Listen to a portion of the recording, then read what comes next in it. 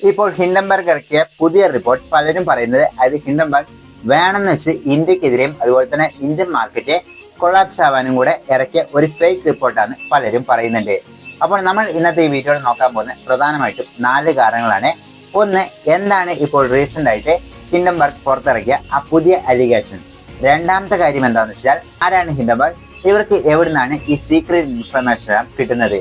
മൂന്നാമത്തെ കാര്യം എന്താണെന്ന് വെച്ചാൽ അതായത് ഹിൻഡൻബർഗ് അദാനിനെ മാത്രമല്ലല്ലോ ഇപ്പോൾ ടാർഗറ്റ് ചെയ്തിട്ടുണ്ടാവുക, ഇതേപോലെ വലിയ വലിയ കമ്പനികൾ ഇതിനു മുമ്പും ടാർഗറ്റ് ചെയ്തിട്ടുണ്ടാവും. അപ്പോൾ ആ കമ്പനികളെല്ലാം ഏതാണ്, അവർക്കെല്ലാം പിന്നീട് എന്താണ് സംഭവിച്ചത്, കേസ് കൊടുത്തിട്ടുണ്ടെങ്കിൽ ആ കേസിന് വിധി എന്താ വന്നത്. അതുപോലെ തന്നെ ലാസ്റ്റ് ആയിട്ട് ഈ ഒരു റിപ്പോർട്ട് കൊണ്ട് BJP ഗവൺമെന്റിന് എന്തെല്ലാം പ്രശ്നങ്ങളാണ് ഉണ്ടാവാൻ പോകുന്നത് ഉള്ള കാര്യങ്ങളാണ് ഡീറ്റെയിൽ ആയി നോക്കാൻ പോകുന്നത്. അതിനു മുമ്പ് എന്റെ പേര് അശ്വിൻ. വീഡിയോ ഇഷ്ടപ്പെടുകയാണെങ്കിൽ ലൈക്ക് ചെയ്യാൻ മറക്കരുത്. ഇപ്പൊ വീഡിയോയിൽ കിടക്കാം. അപ്പോൾ ഹിൻഡൻബർഗ് സംതിങ് ബിഗ് എന്ന് ട്വിറ്ററിൽ ഒരു ട്വീറ്റ് എല്ലാം കഴിഞ്ഞപ്പോൾ എല്ലാവരും പല കമ്പനിയെയും പ്രെഡിക്റ്റ് ചെയ്തെങ്കിലും അവസാനം സെബിയുടെ ചെയർപേഴ്സണെതിരെ തന്നെയാണ് അലിഗേഷൻ വെച്ചിരിക്കുന്നത്. അപ്പോൾ ആദ്യം തന്നെ ഹിൻഡൻബർഗ് ആരാന്ന് നോക്കാം. അതായത് ഹിൻഡൻബർഗ് എന്ന് പറയുന്ന ഈ ഒരു കമ്പനിയുടെ പ്രധാന ബിസിനസ് എന്ന് പറയുന്നത് ഷോർട്ട് സെല്ലിംഗ് എന്ന് പറയും. അപ്പോൾ ഈ ഷോർട്ട് സെല്ലിംഗ് എന്താണെന്ന് വെച്ചാൽ അതായത് ഇവർക്ക് ഏതെങ്കിലും ഒരു കമ്പനി സംശയം തോന്നിയ, അതായത് ഇപ്പോൾ ഒരു കമ്പനി പെട്ടെന്നൊരു വളർച്ച ഇതാക്കുക അല്ലെങ്കിൽ അങ്ങനെ എന്തെങ്കിലും സംശയം തോന്നുകയാണെങ്കിൽ ആ കമ്പനിയെ കുറിച്ച് ഇവർ ഫുള്ളായും പഠിക്കാനും അതുപോലെ തന്നെ അതിന് റിസർച്ച് ചെയ്യാനും തുടങ്ങും. അങ്ങനെ പഠിക്കുമ്പോൾ അവർ അതായത് ഈവൻ ഇപ്പോൾ ഈ റീസെന്റ് ആയി കൊടുത്ത ഈ സെബിന്റെ ഇൻഫർമേഷൻ തന്നെ സെബിക്കുള്ളിൽ ഉണ്ടായിരുന്ന ഒരാൾ തന്നെയാണ് ഈ ഒരു ഇൻഫർമേഷൻ കൊടുത്തിരിക്കുന്നത് എന്നാണ് പറയുന്നത്. അപ്പോൾ അങ്ങനെ അതായത് ഈ ഇൻസ്റ്റിറ്റ്യൂഷന്റെ ഉള്ളിലെല്ലാം തന്നെ ഇവർ പണം കൊടുത്തും സ്വാധീനിച്ച് ആ റിപ്പോർട്ടുകളെല്ലാം തന്നെ ഇവർ ചോർത്തി ഇവരെടുത്ത് അതിനെ ഫുള്ളായും അനലൈസ് ചെയ്യും. അതുപോലെ തന്നെ ചാർട്ടെല്ലാം വെച്ച് അനലൈസ് ചെയ്ത് അതിൽ എന്തെല്ലാം ഫ്രോഡുകൾ സംഭവിച്ചിട്ടുണ്ട്, അതുപോലെ തന്നെ പുറത്തുനിന്ന് ഇൻവെസ്റ്റ്മെന്റ് വന്നിട്ടുണ്ടെങ്കിൽ ആ ഇൻവെസ്റ്റ്മെന്റ് ആരൊക്കെ ചെയ്ത് ആ കമ്പനികളുടെ പാരന്റ് കമ്പനികൾ ആരാണ്, അതുപോലെ തന്നെ പ്രൊമോട്ടേഴ്സ് ആരാണ്, ഇങ്ങനെ ഫുള്ളായും അനലൈസ് ചെയ്ത് സ്റ്റഡി ചെയ്ത് റിപ്പോർട്ടുകൾ ഇറക്കുന്ന ഒരു കമ്പനിയാണ് ഹിൻഡൻബർഗ്. ഇതുകൊണ്ട് ഇവർക്ക് എന്താ ലാഭം എന്ന് നോക്കാം. ഇപ്പോൾ അദാനിനെ ഇവർ ടാർഗറ്റ് ചെയ്തു എന്ന് വെച്ചാൽ അപ്പോൾ ഇവർക്കറിയാം അതായത് അദാനിന്റെ ഈ റിപ്പോർട്ടുകൾ പുറത്തു വിടുകയാണെങ്കിൽ അദാനിന്റെ ഷെയർ എന്തായാലും താഴോട്ട് വരുന്നത്. അപ്പോൾ ഇവർ ഓൾറെഡി സെൽ ചെയ്ത് വെക്കും. അതിനുശേഷം ഈ റിപ്പോർട്ട് മാർക്കറ്റിലോട്ട് അവർ പബ്ലിഷ് ചെയ്യുകയും മാർക്കറ്റിൽ അത് എഫക്റ്റ് ആയി ഈ അദാനിന്റെ എല്ലാം കഴിഞ്ഞ വർഷം 50% വരെ കറക്റ്റ് ചെയ്ത ഷെയർസ് ഉണ്ടാക്കും. അപ്പോൾ 50% എല്ലാം കറക്റ്റ് ചെയ്യുമ്പോൾ അതെല്ലാം തന്നെ ബെസ്റ്റ് ലാഭം തന്നെ അവർക്ക് ഉണ്ടാക്കാൻ പറ്റും. അങ്ങനെ അവർ അതായത് ഏറ്റവും ലോവസ്റ്റ് പോയിന്റിൽ ബൈ ചെയ്ത് അതിൽ നിന്ന് ലാഭം ഉണ്ടാക്കുന്ന ഒരു കോർപ്പറേറ്റ് കമ്പനിയാണ് ഹിൻഡൻബർഗ്. അപ്പോൾ ഇതുകൊണ്ടാണ് പലർക്കും സംശയം, അതായത് അവർക്ക് ലാഭത്തിന് വേണ്ടി അവരിങ്ങനെ വെറുതെ ഓരോ കമ്പനികൾ ടാർഗറ്റ് ചെയ്തും അതുപോലെ തന്നെ ഇന്ത്യൻ മാർക്കറ്റ് സ്റ്റേബിൾ ആവരുത് എന്ന് കരുതി അമേരിക്കന്റെ CA എല്ലാം ചേർന്ന് പുതിയതായിട്ട് ഇറക്കിയ റിപ്പോർട്ടാണോ എന്നാണ് പലരുടെയും ചോദ്യം. അതിനെ കുറിച്ചാണ് നമ്മൾ നോക്കാൻ പോകുന്നത്. അപ്പോൾ പലരും പറയുന്നതെന്ന് വെച്ചാൽ അതായത് അദാനിയുടെ കേസിന്റെ അവസാനമായി കഴിഞ്ഞപ്പോൾ സെബി ഒരു ഷോക്കേസ് നോട്ടീസ് ഹിൻഡൻബർഗിന് കൊടുത്തിരുന്നു. അത് നിങ്ങൾ എത്ര പൊസിഷനിലാണ് ഷോർട്ട് സെൽ ചെയ്ത് ആ പൊസിഷനെല്ലാം തന്നെ റിവീൽ ചെയ്യണം എന്ന് പറഞ്ഞിട്ട് ഒരു ഷോക്കേസ് നോട്ടീസ്. അപ്പോൾ ഈ ഒരു നോട്ടീസ് കാരണമാണ് ഈ ഒരു ദേഷ്യത്തിനാണ് ഇപ്പോൾ സെബിയുടെ ചെയർപേഴ്സണെതിരെ തന്നെ ഇങ്ങനെ ഒരു അലിഗേഷൻ പറഞ്ഞേ എന്ന് പലരും പറയുന്നുണ്ട്. അപ്പോൾ സെബിയുടെ റൂൾ അനുസരിച്ച് ഇന്ത്യയിൽ ഇപ്പോൾ ഒരു കമ്പനി IPO ലിസ്റ്റ് ആവണമെങ്കിൽ അത് 75% മാത്രമോ പ്രൊമോട്ടേഴ്സിന് ഹോൾഡ് ചെയ്യാനുള്ള അധികാരമുള്ളൂ, ബാക്കി 75% മാർക്കറ്റിൽ വോൾട്ടൈൽ ആക്കണം. അപ്പോൾ ഇതുകൊണ്ട് എന്താണെന്ന് വെച്ചാൽ അതായത് 75% മേലെ 85 95% ഒരു പ്രൊമോട്ടേഴ്സ് കീപ്പ് ചെയ്യുകയാണെങ്കിൽ ആ ഒരു കമ്പനിയുടെ എക്സാക്ട് വാല്യുവേഷനും അറിയില്ല. അതുപോലെ തന്നെ മാർക്കറ്റിൽ അതായത് അവർ തന്നെ മാനിപ്പുലേറ്റ് ചെയ്ത് ആ പൈസ എല്ലാം തന്നെ അതായത് അവർ തന്നെ മാനിപ്പുലേറ്റ് ചെയ്ത് അത് കൂട്ടാനും സാധ്യതകളുണ്ട്. അപ്പോൾ ഇതിനാണ് 25% എങ്ങാനും മാർക്കറ്റിൽ ലിക്വിഡേറ്റ് ആയി ചെയ്ത് എല്ലാ ആൾക്കാർക്കും ബൈയും സെൽ ചെയ്യാനുള്ള ഓപ്ഷൻ കൊടുക്കണം എന്ന് പറഞ്ഞ ഒരു നിയമമുള്ളത്.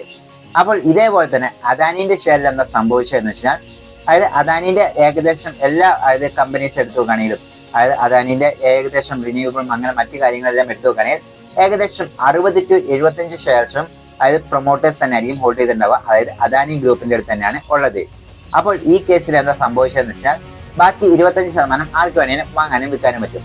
അപ്പോൾ ഫോറിൻ ഇൻവെസ്റ്റേഴ്സായി അതായത് പുറമെ അദാനിയുടെ ഗ്രൂപ്പിൽ അങ്ങനെ ഒരു കമ്പനി സ്റ്റാർട്ട് ചെയ്ത് അതായത് ഫേക്ക് ആയിട്ട് ഒരു കമ്പനി സ്റ്റാർട്ട് ചെയ്ത് അതിലോട്ട് പൈസ ഇവർ തന്നെ കൊടുത്ത് അതിൽ നിന്ന് ഒരു ഇൻവെസ്റ്റ്മെന്റ് ആയിട്ട് അതായത് FII വന്ന് ഇൻവെസ്റ്റ് ചെയ്യുന്ന പോലെ തന്നെ അവര് അതിലോട്ട് കാണിച്ച് അവരുടെ ഷെയർ പ്രൈസ് കൂട്ടിയതാണ് എന്ന് പറഞ്ഞിട്ടാണ് അലിഗേഷൻസ് ഇവർ വെച്ചത്. അതായത് പുറമേ നിന്നുള്ള ഫേക്ക് കമ്പനീസ് ആണ് ഇൻവെസ്റ്റ് ചെയ്തത്, അതെല്ലാം തന്നെ അദാനിന്റെ പാരന്റ് കമ്പനി തന്നെയാണെന്ന് പറഞ്ഞിട്ടാണ് ഇവര് ആദ്യത്തെ അലിഗേഷൻ വെക്കുകയും അങ്ങനെയാണ് അദാനിന്റെ ഷെയർസ് എല്ലാം തന്നെ ഏകദേശം 50% ഫ്ലഡ്ജായത്. ഇപ്പോൾ സെബിയുടെ ചെയർപേഴ്സണെതിരെ ഇപ്പോൾ പുതിയതായി വെച്ച അലിഗേഷൻ എന്താണെന്ന് വെച്ചാൽ അതായത് ഇങ്ങനെ പുറമെയുള്ള ഷെൽ അക്കൗണ്ട് ഉണ്ടല്ലോ, ഈ അക്കൗണ്ടിൽ 2017 വരെ ഈ മാധവി എന്ന് പറഞ്ഞ ഇവരുടെ കയ്യിലായിരുന്നു ഉണ്ടായിരുന്നത്.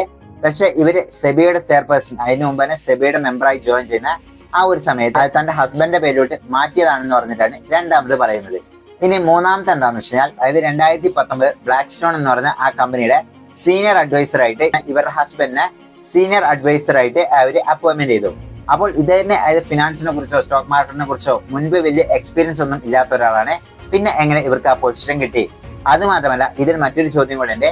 ഈ ബ്ലാക്ക് സ്റ്റോൺ അതായത് ഈ മാധവി എന്ന് പറയുന്ന ഇദ്ദേഹം ചെയർപേഴ്സൺ ആയതിനു ശേഷം അതുപോലെ തന്നെ ഹസ്ബൻഡ് അവിടെ സീനിയർ അഡ്വൈസറായി ജോയിൻ ചെയ്തതിനു ശേഷം പല പ്രോജക്റ്റുകളും അവർക്ക് ഈസി ആയി തന്നെ ഇവിടെ എനേബിൾ ചെയ്യാൻ പറ്റി, അതുപോലെ തന്നെ IPO കൊണ്ടുവരാൻ പറ്റി എന്നാണ് മറ്റൊരു അലിഗേഷൻ പറയുന്നത്. ഇത് മാത്രമല്ല അതായത് ഈ ഒരു കമ്പനിക്ക് വേണ്ടി അതായത് ഇവരുടെ പല കാര്യത്തിനും വേണ്ടി സെബിയുടെ പല റെഗുലേഷൻസും മാറ്റി ഇളവ് വരുത്തി എന്ന് പറയുന്ന ഒരു സീരിയസ് അലിഗേഷനും ഉണ്ട്. അപ്പോൾ ഇത് ശരിയാണെങ്കിൽ കൃത്യമായ ആക്ഷൻ തന്നെ വേണം. കാരണം സെബിയുടെ റെഗുലേഷൻ എല്ലാം മാറ്റിയാണെങ്കിൽ അത് ദുരുപയോഗം ചെയ്യുന്നതാണ്. അതുപോലെ തന്നെ മറ്റൊരു കാര്യം എന്താണെന്ന് വെച്ചാൽ അതായത് ഇവർ തന്നെ ആ കമ്പനിയുടെ പല കാര്യങ്ങളും അതായത് പല സ്കീമുകളും പ്രൊമോട്ട് ചെയ്തിരുന്നു. അപ്പോൾ ഇതും ഏറ്റവും വലിയൊരു കേസാണ്. കാരണം എന്താണെന്ന് വെച്ചാൽ അതായത് സെബിയുടെ ലീഡർ ഒന്നും തന്നെ ഇങ്ങനെ പ്രൊമോട്ട് ചെയ്യാൻ പാടില്ല. അതായത് ഹസ്ബൻഡിന്റെ കമ്പനി ആണെങ്കിൽ ഹസ്ബൻഡ് പ്രൊമോട്ട് ചെയ്യണം, അല്ലാതെ അതായത് വൈഫ് പ്രൊമോട്ട് ചെയ്യാൻ പാടില്ല. അതും സെബിയുടെ ചെയർപേഴ്സൺ ആയിക്കൊണ്ട് ഇതും അവർ പ്രധാനമായി പറയുന്നുണ്ട്. അതുപോലെ തന്നെ അഗോര അഡ്വൈസറി എന്ന് പറയുന്ന ഒരു കമ്പനിയിൽ ഏകദേശം 99% സ്റ്റേക്കും ഈ മാധവി ഭൂരിപക്ഷം എന്ന് പറയുന്ന ഇവരുടെ പേരിലാണ് ഉള്ളത് എന്ന് പറഞ്ഞു. അപ്പോൾ സെബിയുടെ ചെയർപേഴ്സൺ ആയിട്ട് ഇങ്ങനെ വേറൊരു കമ്പനിയിൽ സ്റ്റേക്ക് ഇത്രയും വെക്കാൻ പാടില്ല. ഇതിന്റെ പ്രധാന കാരണം എന്താണെന്ന് വെച്ചാൽ അതായത് സെബിയുടെ ചെയർപേഴ്സൺ ആയതുകൊണ്ട് ഇവർക്ക് തന്നെ അതിൽ അങ്ങോട്ടും ഇങ്ങോട്ടും മാനിപ്പുലേറ്റ് ചെയ്യാൻ പറ്റും എന്ന് പറഞ്ഞിട്ടാണ് ഇങ്ങനൊരു റെഗുലേഷൻ ഉള്ളത്. അപ്പോൾ ഇവർക്ക് സെബിയിൽ നിന്ന് കിട്ടുന്ന വരുമാനത്തെക്കാട്ടും 4 ഇരട്ടി കൂടുതലാണ് ഇവിടുന്ന് സാലറി ആയി തന്നെ കിട്ടുന്നത് എന്നാണ് പറയുന്നത്, അത് പ്രോഫിറ്റ് ആയിട്ട്. അപ്പോൾ ഇതും ഒരു സീരിയസ് അലിഗേഷനായി അവർ പറയുന്നു. അപ്പോൾ ഇതൊക്കെയാണ് അലിഗേഷൻസ് മാധവി എന്ന് പറഞ്ഞ അവരുടെ പേർക്കെതിരെ ഹിൻഡൻബർഗ് വെക്കുന്നത്. ഇതിൽ മറ്റൊരു കാര്യം കൂടെ ഉണ്ട്. അതായത് ഹിൻഡൻബർഗ് മുൻപ് ഏതെങ്കിലും കമ്പനികളെ ഇങ്ങനെ അതായത് ഡീറ്റെയിൽ ആയി റിപ്പോർട്ടുകൾ പുറത്തു വിട്ടിട്ടുണ്ടോ എന്ന് നോക്കി കഴിഞ്ഞാൽ ഏകദേശം 50 to 60 കമ്പനികളോളം അവരിങ്ങനെ കുറെ റിപ്പോർട്ടുകൾ പുറത്തിറക്കിയിട്ടുണ്ട്. അതിൽ 39 കമ്പനികളും US കമ്പനികളാണ്, 2 ചൈനീസ് കമ്പനി, 1 ഇന്ത്യൻ കമ്പനി, അതുപോലെ തന്നെ 2 UK കമ്പനി, 3 ഇസ്രായേൽ കമ്പനി, ഇങ്ങനെ പല രാജ്യത്തു നിന്നുള്ള കമ്പനികളെ ഇവർ ടാർഗറ്റ് ചെയ്ത് ഇങ്ങനെ റിപ്പോർട്ടുകൾ പുറത്തിറക്കിയിട്ടുണ്ട്. അതിൽ അതായത് പല കമ്പനീസിനും ഇവർക്കെതിരെ കോടതിയിൽ കേസ് കൊടുത്തു. അതിൽ ഒരു 10 കമ്പനികളുടെ കേസ് എടുത്ത് നോക്കുകയാണെങ്കിൽ ഇപ്പോൾ അതിന്റെ എല്ലാം റിസൾട്ട് എന്തായിരുന്നു, അതായത് അതിന്റെ എല്ലാം തന്നെ വിധി എന്തായിരുന്നു എന്ന് വെച്ചാൽ 2 എണ്ണത്തിൽ ഈ ഹിൻഡൻബർഗ് തോൽക്കുകയായിരുന്നു ഉണ്ടായിരുന്നത്. ഏകദേശം $4.2 മില്യൺ നിക്കോളോ കോർപ്പറേഷന് ഇവർ ഫൈനായി അടയ്ക്കേണ്ടി വന്നു. അതുപോലെ തന്നെ ഫ്ലോർ ഹെൽത്ത് എന്ന് പറയുന്ന മറ്റൊരു കമ്പനിക്ക് $2 മില്യൺ ഇവര് അതായത് ഫൈനായിട്ട് അടയ്ക്കേണ്ടി വന്നു, അത് ഹിൻഡൻബർഗ് എന്ന് പറയുന്ന ഇവര്. അതുപോലെ തന്നെ 4 കമ്പനികൾ അതായത് ഇങ്ങനെ കേസ് ഫയൽ ചെയ്തെങ്കിലും അത് 4ഉം കോടതി റിജക്ട് ചെയ്യായിരുന്നു ഉണ്ടായിരുന്നത്. ഇനി 4 കേസസ് പെൻഡിങ് എന്ന് പറയുന്നുണ്ട്. പിന്നെ മറ്റ് കമ്പനികളിൽ നിന്ന് തന്നെ കേസ് കൊടുക്കും എന്ന് പറഞ്ഞല്ലാണ്ട് കേസ് ഇതുവരെ കൊടുത്തിട്ടില്ല എന്നാണ് പറയുന്നത്. പക്ഷെ മറ്റു പല കാര്യങ്ങളുണ്ട്, അതായത് ഇവർക്ക് പ്രോഫിറ്റ് ഉണ്ടാക്കാനാണോ എന്ന് അത് വേണമെങ്കിൽ നമുക്ക് ഒരു 60% വരെ അതും ഒരു ചാൻസ് ഉണ്ട്. അതായത് ഇവർക്ക് പ്രോഫിറ്റ് ഉണ്ടാക്കാൻ വേണ്ടിയാണ് ഇവർ മെയിൻ ആയിട്ട് ഇങ്ങനെ ടാർഗറ്റ് ചെയ്യുന്നത്. അതുപോലെ തന്നെ 40% എന്ന് പറഞ്ഞല്ലോ, അതായത് അദാനി ഗ്രൂപ്പ് ഇതുവരെയും എന്തുകൊണ്ട് കേസ് കൊടുത്തില്ല എന്നുള്ളതാണ് ഏറ്റവും പ്രധാന കാര്യം. അതായത് ഇന്ത്യൻ സുപ്രീം കോടതി കൊടുത്തിട്ടുണ്ട്. അതുപോലെ തന്നെ ഇത്രയും പ്രശ്നമൊന്നുമില്ലെങ്കിൽ അതായത് അവർ പറഞ്ഞ് ചലഞ്ച് ചെയ്ത് കോർട്ടിൽ പോയി കേസ് കൊടുക്കാം, ഇതും ഒരു പ്രധാന കാര്യം തന്നെയാണ്. അത് മാത്രമല്ല ഹിൻഡൻബർഗിന്റെ അടുത്ത് മറ്റൊരു ചോദ്യമുണ്ട്, അതായത് അവർ പറയുന്ന ഇന്ത്യൻ കോടതിയിൽ കൊടുക്കുന്ന വിധി ഒന്നും തന്നെ അവർ അക്സെപ്റ്റ് ചെയ്യില്ലാന്ന്. പിന്നെ എന്തുകൊണ്ടാണ് അവർ ഇന്ത്യൻ മാർക്കറ്റിൽ വന്ന് ഇങ്ങനെ പ്രഡിക്ഷൻസ് പറയുന്നത്? ഇന്ത്യൻ കോടതികൾ അതായത് ഇന്ത്യനെ വിശ്വാസമില്ലെങ്കിൽ പിന്നെ എന്തുകൊണ്ട് അവരിങ്ങനെ പ്രഡിക്ട് ചെയ്യുന്നു? അപ്പോൾ ഇതും ഏറ്റവും വലിയൊരു ചോദ്യമാണ് എല്ലാവരുടെയും. ഇനി BJP ഗവൺമെന്റിന് ഇത് എന്തൊക്കെയാ പ്രശ്നം? അപ്പോൾ BJP ഗവൺമെന്റ് എന്താ പ്രശ്നം എന്ന് വെച്ചാൽ അതായത് ഇപ്പോൾ അവർക്ക് സ്ട്രോങ് ആയിട്ടൊരു ഓപ്പോസിഷൻ ഉണ്ട്, അതാണ് ഏറ്റവും വലിയൊരു പ്രശ്നം. അത് വലിയൊരു പ്രശ്നമാണോ എന്ന് ചോദിച്ചു കഴിഞ്ഞാൽ അത് വലിയൊരു പ്രശ്നമല്ല.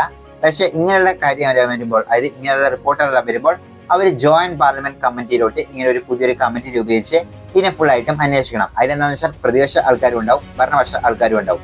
അപ്പോൾ ഇങ്ങനെയുള്ള മീറ്റിംഗ് എല്ലാം കൂടണം, അല്ലാണ്ട് വലിയ പ്രശ്നങ്ങളൊന്നും അവർക്ക് നേരിടാൻ പോകുന്നില്ല. അതായത് ഇങ്ങനെ ഒരു റിപ്പോർട്ട് വന്നുകൊണ്ട് മോഡി ഗവൺമെന്റ് താഴെ വീഴുന്നൊക്കെ പലരും പറയും, അതൊന്നും തന്നെ ഇല്ല. പക്ഷെ മാർക്കറ്റിൽ അതായത് വലിയൊരു മാനിപ്പുലേഷൻ ഉണ്ടാവുമെന്ന് വെച്ചാൽ അതും അതായത് ഇതിൽ വലിയ കാര്യത്തില്ല. ഇന്ന് ഞാനും മാർക്കറ്റ് വാച്ച് ചെയ്തു, വലിയ പ്രശ്നങ്ങളൊന്നുമില്ല. അതായത് ഇന്ന് മാർക്കറ്റ് അപ്പിലാണ് പോയതും അദാനി ഷെയർ മാത്രം ഒന്ന് കുറച്ച് ഡൗൺ ആയി, ഏകദേശം 52,000 കോടി രൂപയോളം അതായത് മാർക്കറ്റ് വാല്യുവേഷൻ കുറഞ്ഞു എന്നാണ് പറയുന്നത്. എന്നാലും കഴിഞ്ഞ വട്ടത്തെ അത്ര ഇടിവൊന്നും ഈ വട്ടം പ്രതീക്ഷിച്ചത്ര ഒന്നും പോകുന്നില്ല എന്നാണ് എല്ലാവരും പറയുന്നത്. അപ്പോൾ നിങ്ങൾ എന്താണ് വിചാരിക്കുക? കമന്റ് ബോക്സിൽ